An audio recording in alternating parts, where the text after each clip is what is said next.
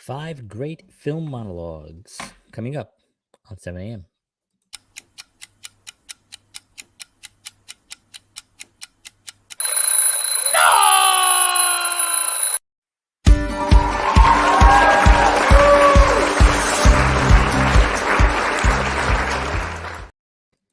Hey, good morning, everyone. Welcome to 7 a.m. Had a little technical difficulty just now, so we're not live on the I Love Bayonne page. I apologize, but you will be seeing this because I'll be uploading it. So, hello, I Love Bayonne page, except it's going to be a little bit later. Hope everybody's having a good morning and had a great weekend. It is Monday. It is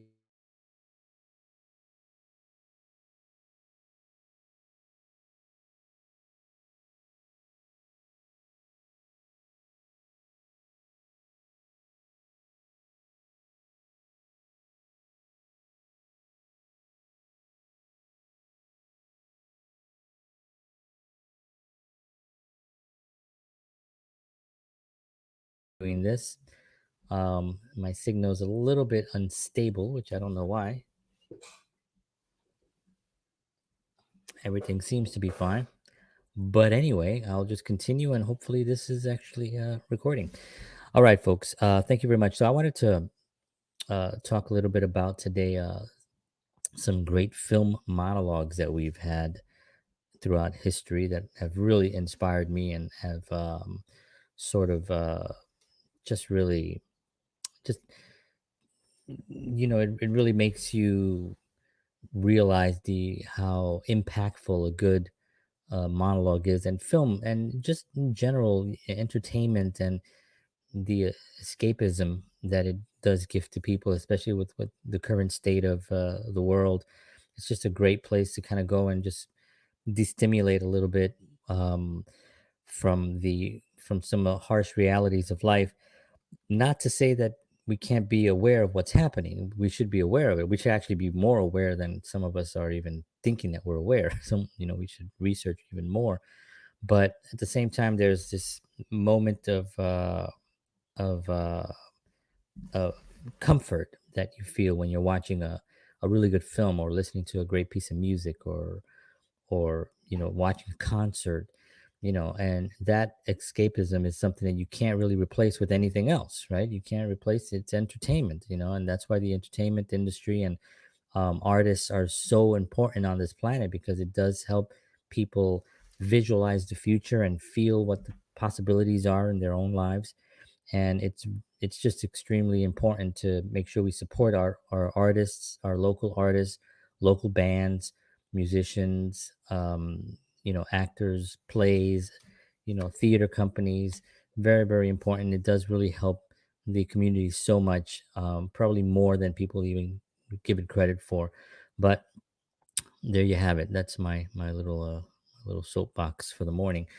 But all right, so I wanted to talk a little bit about these five monologues that there's five films in general, but in these films there's monologues that I think are really exciting and um, really meaningful and just brilliantly performed. So, I know if you are out there and you can hear me, let me know if my signal is okay. I'm having a little technical difficulties this morning, but we'll see. But anyway, just give me a thumbs up if you actually are able to see this and it's not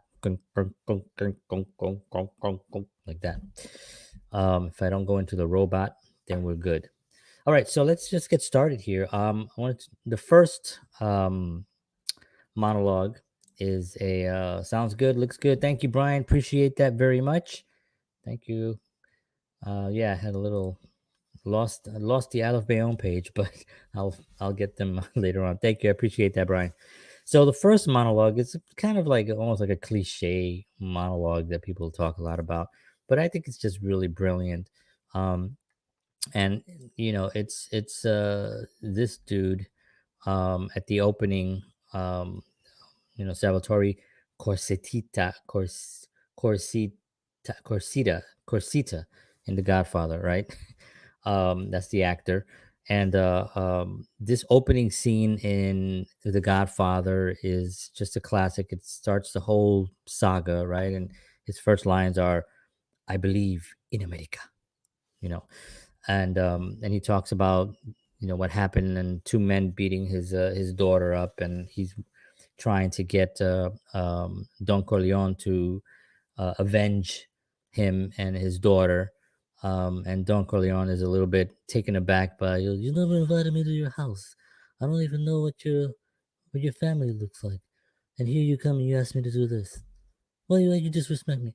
He does this whole thing. But that whole scene is really brilliant.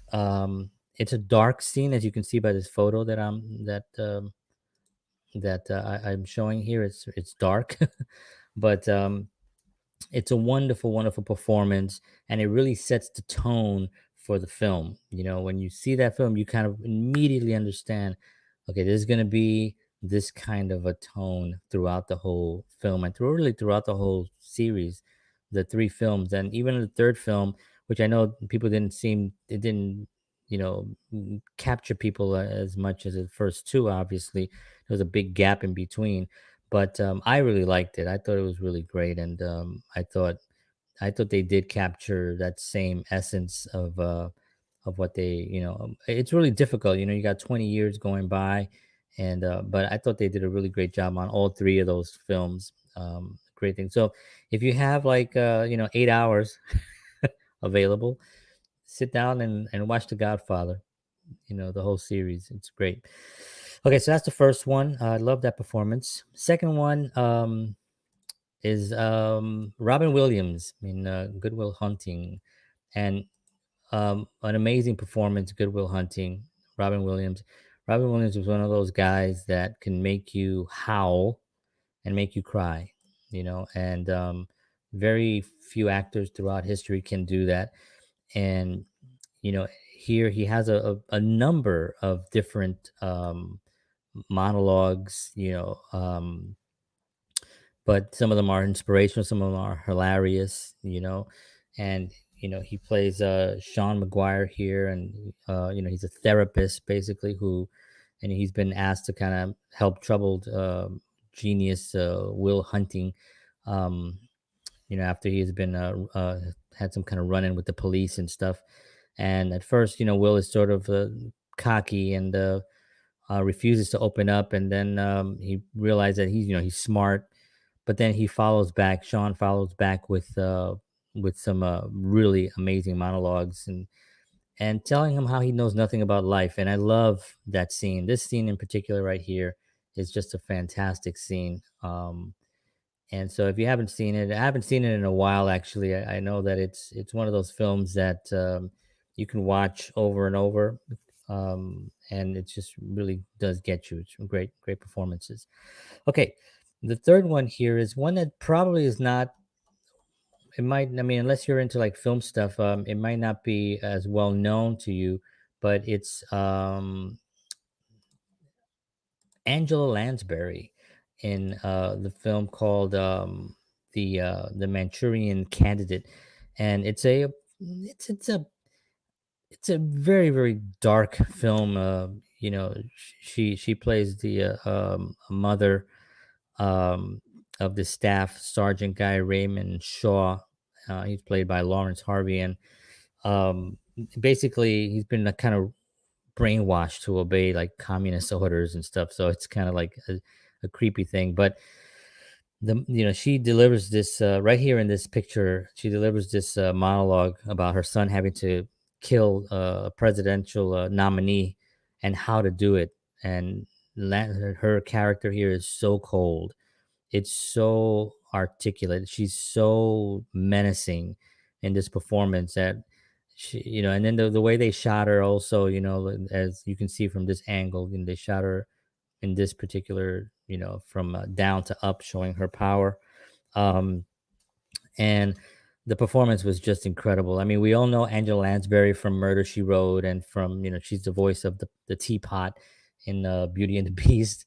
But this performance here, if you have never seen it, you have to watch it because she is incredible. Really, just dynamic performance. Angela Lansbury here on awesome film. Um, so a lot of times in films, in filmmaking in particular, I try to focus a lot on monologues. I have a few more that I'm going to show, plus my favorite actor, one of my favorite. I have two favorite actors of all time. It's really difficult to pick one. I've always tried this, and it's really difficult. I might do a show. Actually, no, I do have a show coming up where I'm going to talk about one of them, and I'll mention that in a minute. But in filmmaking, you're always trying to figure out like what character is going to have something to say, right? Because every film has a conflict, right? There's an arc that you're trying to build from something to something happening to then it being resolved, right? And that resolution always, you want to find a character that kind of has the viewpoint of what the resolution is, right? It has or duplicates, oh, like I understand this, like why it's at this point, right? And then you do that through monologues, you do that through scenes, but generally it's through a longer series of um of dialogue, and so, like, for instance, in my film that I just put out, and on that day that I'm submitting it to film festivals, actually, um, well, Henry Packard played a gentleman named Robert, and Robert is been at the same job for a very long time, and he kind of realizes on his last day of work, as he's sitting there, he has these. Obviously, it's a short film, so it's difficult to explore more of the character and more of that conflict and more of that build up to the climax of the film when he basically tells his coworkers a lot of his real thoughts, and it's a longer monologue. And then at the end, I kind of closed it off with another monologue. I think it's good when you're limited on budget and you're limited on certain resources. You can tell a lot in a good written monologue, and not to say that I wrote good monologues, but I think they're good. I think the last one is a good monologue. But when you write monologues that really kind of seal the deal, you can tell a lot within a small amount of time, and you don't have to dive into a tremendous amount of scenes and explanations and character conflicts. You can do it a lot of it with a really good, well written monologue that ties the pieces together. So that's why a lot of these films that I'm referencing here um, do that. And in the beginning, when you see, um, when you see, and The Godfather, and when you see, what's his name, Amaringo, I think, and something like that. But when you see him, he this character right here, um, when you see him and you feel the tone, Salvatore Corsita. When you see his tone, and then you see the response, and you understand how Don Corleone explains his how disappointed he is in him, and then how this character, um, Bonacera, that's his name. He basically, kisses his ring, and he says, "Thank you, Godfather. Will you be my friend, Godfather?" And then he's all whatever, and it's a really bad Marlon Brando impression. Um, but when you see that scene and that opening, it kind of really sets up the whole tone for the film. So a good monologue could also be at the beginning, it can be at the middle, it could be at the end. It really just matter, it's really the writer's to their discretion of where to put it. But it is, I think, a really vital part of a film, and I love to watch films that have these good monologues. And there's other classic ones. Obviously, I'm referencing a couple of them here, but there's hundreds of that I could think of. From of course, Jack Nicholson in A Few Good Men, with Tom Cruise. That courtroom scene is brilliant. Um, the uh gosh, there's so many I can't even think of it. Jimmy Stewart, right? Who actually is my favorite actor, along with one of the actors I'm going to bring up in a second. um but yeah, Jimmy Stewart is my favorite actor, and I'm going to be doing a show on him on May 20th, this coming week, because it's his birthday. And I'm gonna do a whole show on just Jimmy Stewart and some of his great performances, and we'll talk about his impact in my life and what I used to do as a kid to watch his films, which was kind of unique as a kid from the South Bronx. So I'll talk about that on May 20th. But he's got, Mr. Smith Goes to Washington, right? A great performance, a great monologue there. He has one also in the Philadelphia Story, which he won an Academy Award for Best Supporting Actor alongside of Cary Grant and Katharine Hepburn. Great film also, 1939. A very tough year for films. It was the same year that The Wizard of Oz came out, and there was a ton of films. I think Gone with the Wind, all these amazing films were put out and this little film called, The Philadelphia Story, and he ends up winning an Academy Award because it was a great performance in it. So anyway, monologues are really, really sweet. So let's knock out these last two. Okay, so one of them is, you would think it's probably not. It's an older, very, very old, and it's actually Charlie Chaplin, the in the the general, right? The great general. What was the name of that movie called? I'm trying to figure out. I think I have it here. The Great Dictator. That's what it was.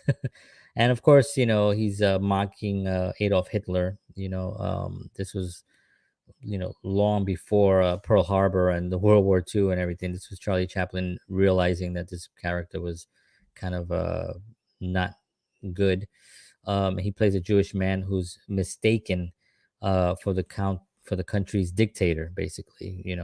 And of course, it's funny. It's a funny film, but there's this one particular monologue which Chaplin put that people still to this day, if you go to if you go to YouTube and you type in, Chaplin speech, whatever, this is going to be one of the first ones that comes up. Because remember, Charlie Chaplin was a silent film star, so we didn't really get to hear his voice much at all. And this was in 1940, and suddenly here we are seeing the Little Tramp with an actual voice, and not just any old voice, but a really great dynamic voice and very articulate and very well spoken. And if you go back and you study a little bit about the silent era, a lot of those actors that came out from the silent era, their voices didn't match their beauty, and it turned out to be a big problem actually for a lot of actors that really couldn't match their beauty to their voice. So you have this dashing guy on screen, and he's, the overacting that they did back in the 20s and saving the girl and everything, and then suddenly talkies came out, and they had to talk, and they're like, oh, I tell you what I say, I love you. And it just didn't match the actual beauty. Same thing happened with the women. As a matter of fact, if you watch the film Singing in the Rain, right? Singing in the Rain is based around that whole concept, right? It's about an actor and this one actress who's beautiful and has a beautiful voice, but she's not this blonde bombshell that was in the silent era. So she takes her voice and she, spoiler alert, if you haven't seen Singing in the Rain, I'm sorry, I'm going to spoil it for you. But she basically does her voice and dubs it in for the beautiful blonde, and does her voice while she sings, and she's got this beautiful voice. But then when the real actress with the beautiful blonde, her voice is like this, and it's very annoying, and she can't sing or anything, and it's pretty rough. So that whole film kind of shows you what happened during that era where these actors suddenly had to speak. And it's no difference with Charlie Chaplin. We didn't know. Nobody knew what he really sounded like except, people on set and friends.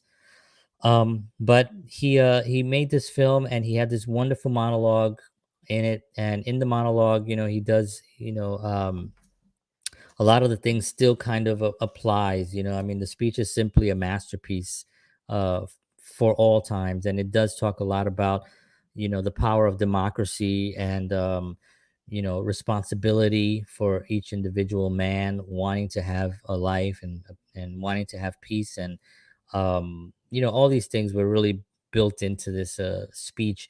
And so it was really interesting to see this silent film actor genius suddenly become very well known for this one particular speech, And he also wrote the music. See, he wrote the song, one of my favorite songs, which is Smile. Smile though your heart is aching. Smile even though it's breaking. When there are clouds in the sky, you get by. Anyway, beautiful song. Charlie Chaplin wrote that song. Now he wrote the music for it, and a few years later, a gentleman, I can't remember his name now, but he wrote the actual lyrics for it. But the song was called Smile, and it was for one of his films. Beautiful melody. So Charlie Chaplin was an amazing guy all around. Great, genius on silent era. A great writer, as we can see, and also a songwriter as well. So a very inspirational dude. And the last one, one of my favorite actors. He's tied there with Jimmy Stewart, even though Jimmy Stewart I think is sort of like a little bit. I'm gonna do a show on him as well, but it's Jack Lemmon. Jack Lemmon is the guy that I would love to have been had I gotten an earlier start in filmmaking and film. Um, probably a combination between Jack Lemmon and the Woody Allen style, with a little bit of Freddie Prinze in there. But I love his performance in, well, so many different films that he had these incredible performances in. But one of my favorite films of all time is the film um, Prisoner of Second Avenue. Prisoner of Second Avenue was a brilliant comedy. It was a Neil Simon play, and it's still a Neil Simon play. People are still referencing that wonderful play and still doing it on in different stages. Not right currently, but they will be. Very funny. Basically the struggles of living in New York City. That's what this film is about. Very funny monologues in there. But there's a tragedy to this film also, and this is why I love Jack Lemmon so much, because there's moments in there where you feel the comedy is because the character is this guy, and the writing is so brilliant and it makes you laugh. But when you really look at the film and you really analyze his pain, you get to really understand that this is actually a tragedy. It's a tragic story of people getting overwhelmed by the city and being complacent and not challenging themselves and falling into patterns and into traps and not realizing they're on this treadmill, just moving but not really going anywhere. And suddenly that gets taken away from them. He loses his job, and now he's sort of like waking up and sort of realizing his dilemma. And his wife has to go to work, which was at a time when I guess women were sort of coming back. This was in the 60s. So um maybe even 70s, I believe. And women were sort of like now getting more into the workplace, so it wasn't too far off. But he doesn't feel good about it. He wants to support and stuff, and be the breadwinner. And he goes into a bit of depression. A lot of comedy in there, a lot of funny writing and delivery. Jack Lemmon is brilliant in this film. And um one of the let me see if I want to one of the wonderful things that I love about this film is how he goes in and out of the the pain. You know what I mean? It's Anne Bancroft is in the play, and he plays Melvin Frank, right? Um, and she's always like, Mel, what's happening, Mel? Talk to me. Come on, Mel. She's great. She's fantastic in this film. Anne Bancroft is one of the you know she's if you want to watch great monologues and great film, watch her. She's fantastic as well. And like I said, there's so many different actors that you can go over. Maybe I'll do this again. I'll do another five every once in a while. I'll just throw in another five actors. But yes, Jack Lemmon, Prisoner of Second Avenue, one of my favorite films. He also won an Academy Award for oh Lord, I should probably prepare better for these things. But anyway, he did win an Academy Award for something something the Tiger. I can't remember the name of it now. I could probably just pop it up here. But he's one of those guys that is always consistently good.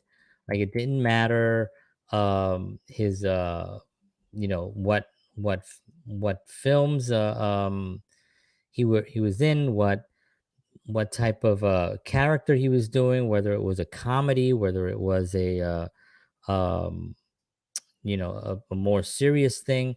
He could do it all. I mean, if you watch Glengarry Glen Ross, that movie breaks my heart till this day when I see that film. Save the Tiger. That's his film. Um, you know, that film, if you watch Glengarry Glen Ross, you will just be blown away by how vulnerable he is and how what a brilliant actor Jack Lemmon is. Because there's no comedy in there whatsoever. There's just complete anguish and desperation of this man, and that's a great performance there. That film has Ed Harris, Al Pacino, Alec Baldwin, um, Alan Arkin. I mean, just the brilliant performers that were in that film. That's a classic, also. Jack Lemmon performance. But yeah, of course, early on, Some Like It Hot with Tony Curtis. Tony Curtis, Tony Curtis. That's all I do with Tony. That's my only impression of Tony Curtis.